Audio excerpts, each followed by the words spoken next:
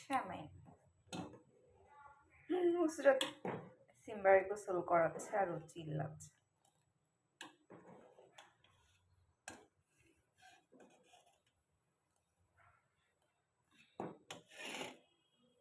Eid Mobarak.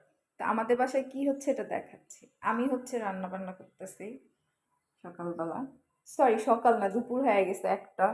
And